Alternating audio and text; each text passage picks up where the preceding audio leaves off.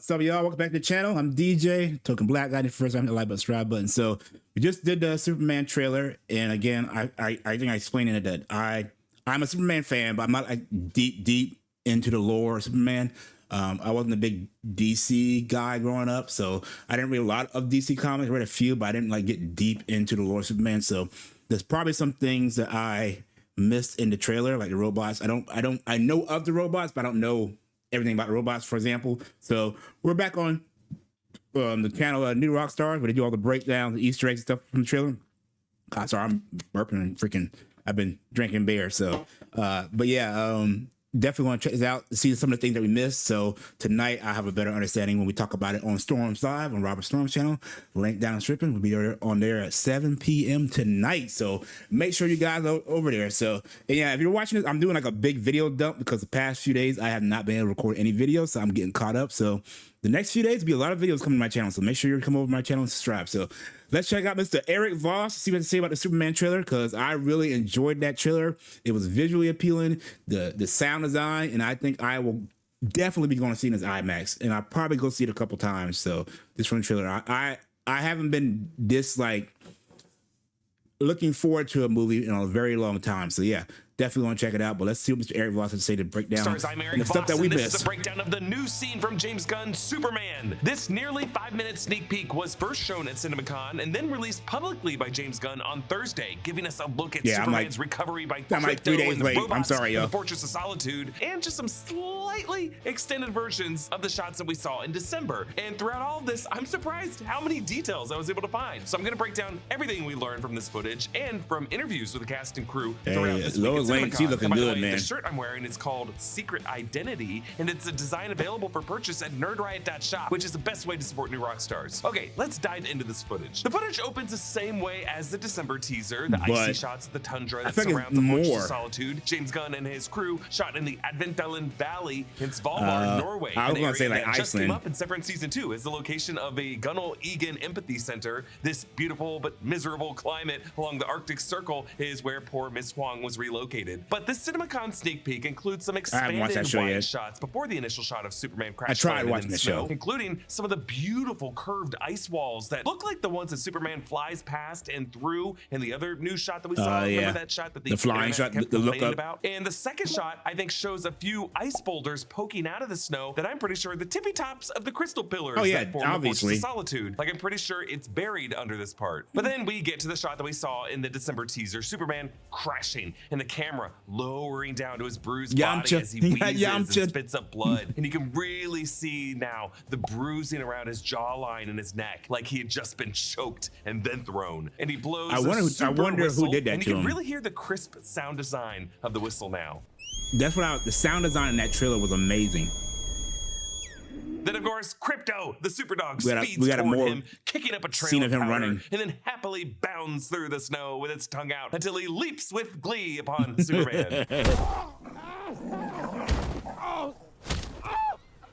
I love how on every one of Crypto's pounces, you can really hear like a fleshy crunch sound effect. He hitting him hard. Punched. Like the audio engineer clearly had a lot of fun here. And David Cornsweat's screams of pain are clearly just agonizing. He is hurt. And there is a real chomp sound effect when Crypto bites his boot to drag the leg around. And then after tussling with his arm, Crypto does this adorable doggy head tilt as he realizes that his buddy isn't gonna play back with him. So Superman gives this dog his cape, and Crypto drags him across the tundra, where the Fortress of Solitude bursts out of the snow. Amazing, by the way. As they approach, we see the doors are in the shape of the 5-sided Superman shield that's also on Crypto's collar. I appreciate the VFX details of the clumps of snow that drop off these crystal spokes. And y'all won't complain about the CGI. It looks amazing to me. Glows on the door. So Superman must have programmed these doors so that they would respond to Crypto's voice as well. I assume for occasions just like this. And I just love how Crypto's tail wags as the door lights up. Then Crypto brings him inside. Superman!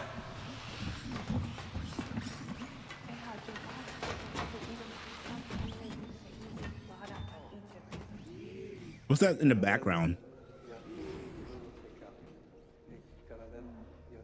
Whoa, so So in the December teaser, we definitely saw Superman holding the broken form of his Kryptonian robot that I assumed was Kellex, and I'm pretty sure that still is Kellex, but these four are very clearly the Superman robots that come directly from the 2011 animated film All-Star Superman, which was loosely based on the 2005 to 2008 Grant Morrison comic run All-Star Superman, which James Gunn has cited as the primary inspiration for this movie's take on Superman. In that 2011 movie, the Superman robots help Superman around the Fortress of Solitude and ultimately help him fight Solaris, where many of them get destroyed. As they do in that animated film, these robots wear Superman-inspired capes and have similar chest shields that are numbered. These four are 1, 12, 4, and 5. The robot we hear best, number 4, is the voice of Alan Tudyk, whom James Gunn had confirmed voiced someone in this film, and now we know who it is. But the real detail from this clip that I even hesitate to bring up are the other voices that we hear in the background here. We hear a male and a female voice, and the closed captioning of the YouTube upload labels these as Kryptonian chatter. And we definitely hear the male voice say Kal-El. Yeah, I heard that,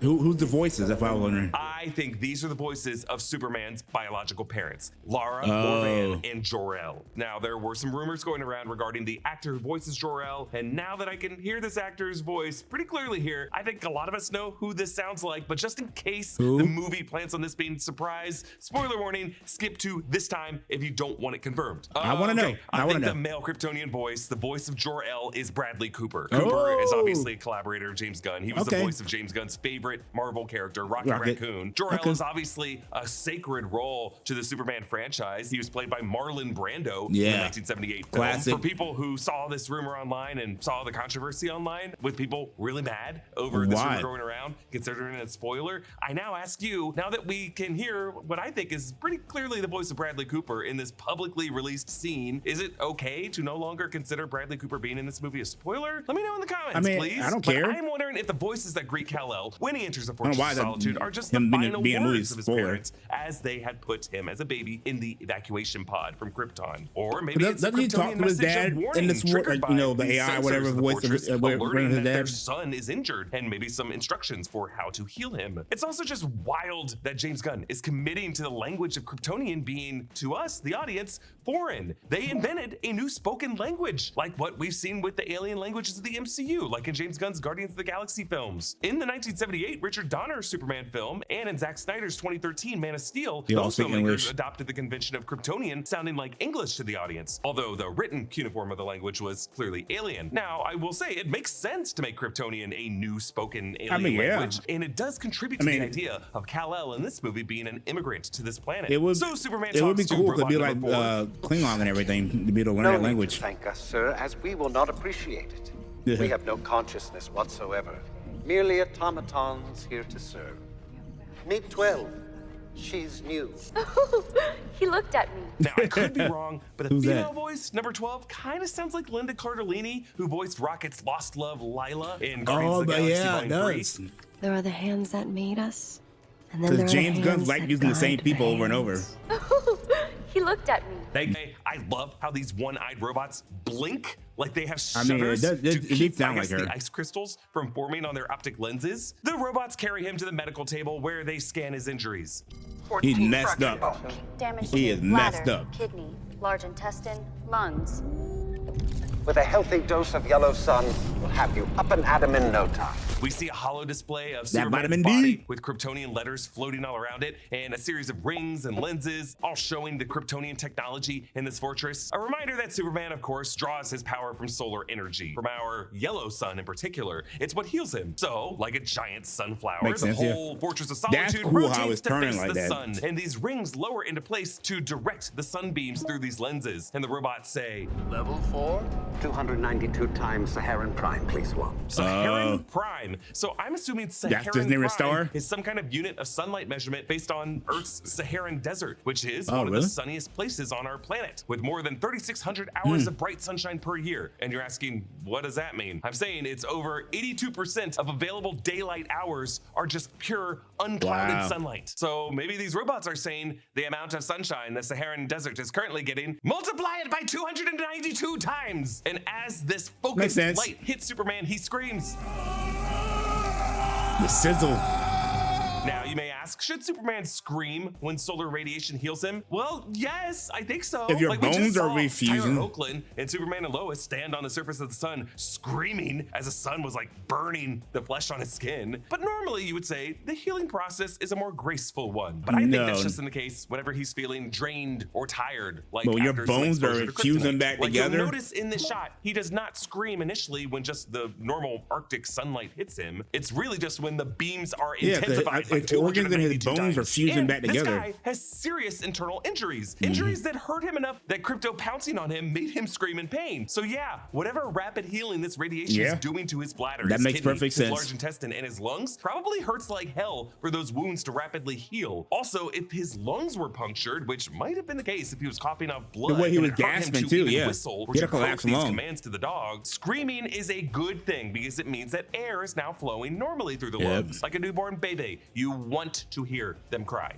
Now, the rest of the footage is pretty much shots that we saw in the last time, December teaser, as well as also the 30-second preview to the teaser. But some of these shots have been expanded by just a few frames or a second to reveal some interesting new details that we didn't see before. For example, this shot, I the love kaiju this scene. stomping on the canister truck that explodes behind the little girl whom Superman saves by the Metropolis Meteors Stadium. As the tanks fly past the camera, you can see the label on a few of them now, and it looks like a C within a D, DC. And it looks like these contain the noble Argon. gas of argon. Argon, like krypton, is considered one of the noble or inert gases, and argon is used in welding, lighting, food packaging, Where you 3D going with printing, this? and other various industrial processes. When Superman flies past Lex, we now hear Lex say he's back as he turns back to He the didn't camera. say that in the original trailer.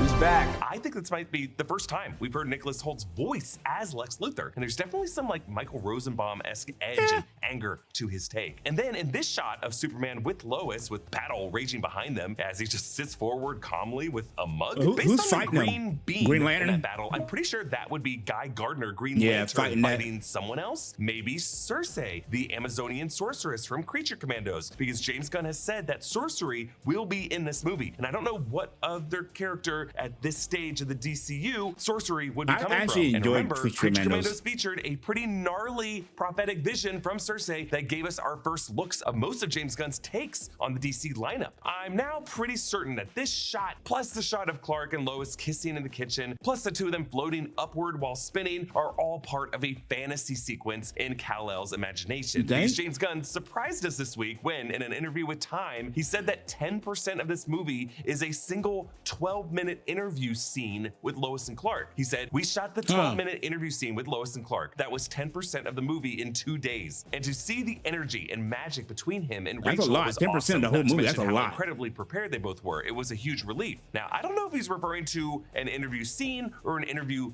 sequence. A sequence that might feature Lois interviewing Superman, while in Superman's point of view, there would be a lot of other setups as Superman fantasizes what he wishes he was really doing with her. Or if Gunn might have just scripted a static interview moment between these characters just sitting in a room that lasts 12 minutes and would be 10% of the movie. interesting That would how it be goes. Wild, Yeah. but it could play out like one of the amazing slow burn sequences from Quentin Tarantino's Inglourious Bastards. Like at least like a third of that movie are just people talking to each other in rooms. That Is it are gonna be like very, where very tense. he's interviewing But him I'm and like guessing it flashes is the back to where they I think got it's to the like an interview? scene that cuts away to these interviews in Kal-El's mind. And I'm just saying that because I don't think James Gunn has ever stayed in a single static scene For that long? Yeah. in any of his films. But yes, I also think these images are part of Superman's fantasy because at CinemaCon, James Gunn went she into looks good right detail there, I ain't about gonna how lie. this movie begins. He said about Kal-El/Clark, he is starting to become successful at both jobs in the big glitzy city so far away from home. He's madly in love with a woman who isn't so sure about him. He's made a few superhuman friends who like him but think of him as naive. All of these new elements in his life have unbalanced him a bit, and he's tottering. We're going to see where he lands in terms of his values and choices. And in this shot of the Daily Planet newsroom, we see Rachel Brosnahan as Lois, Michaela Hoover as gossip columnist Kat Grant, Christopher McDonald as reporter Ron Troop, Skylar Gisondo as Jimmy Olsen, and Beck Bennett as sports reporter Steve Lombard. And behind know who that is. him are Superman co-creator Jerry Siegel's grandsons, Michael Oh, and that's James cool. Larson. Well, It has Easter also egg. been confirmed that ABC News correspondent Will Reeve, who's the son of Superman actor Christopher Reeve, will make a cameo as a news reporter in this film. I like There that. are also the shots of Lex spinning the revolver, and now the shot lasts Showing just some a homage to the see old. him now make a pretty annoyed face, which seems to be in the same location as where Superman punches his way out of this container, behind which him? I speculated could be one of Brainiac's pocket universes where he shrinks down his collections. James Gunn did confirm that this movie will feature pocket universes, which we should note was technology that James Gunn already introduced to the DCU in season 1 of Peacemaker. Oh, I never watched Peacemaker. How is it so big in this place? It's a quantum unfolding storage area. It leads to a dimensional nodule outside normal space. That's all the details I spotted in this new footage from Superman. Big thanks to our generous channel member, Frederick Price, who supports us at the executive producer level. Comment down below with your thoughts on this. Thank you, Mr. Eric Gloss, for again enlightening me on things that I missed and stuff. Again, I'm excited for this movie. All I can say, I'm excited. I need to go back and watch that movie that you're talking about and get more knowledge of things that I'm looking forward to. But again, I'm looking forward to the movie. It's probably my most anticipated movie of the year. But yeah, let me know down below what you guys thought. Did y'all see some Easter eggs that you didn't know about in this, or you already knew about, or some things that he didn't speak of that y'all saw in the trailer? Let me know down below. Again, I'm trying to learn. I'm a Superman fan, but I'm not like a high level, know everything about the lore. So yeah, I appreciate it. And you got to share with me down below. Again, we'll be discussing this tonight on Robert Storm's Live at 7 p.m. tonight. So make sure you go over there. The link is down in the description. Till then, guys, I will see you when I see you. Peace.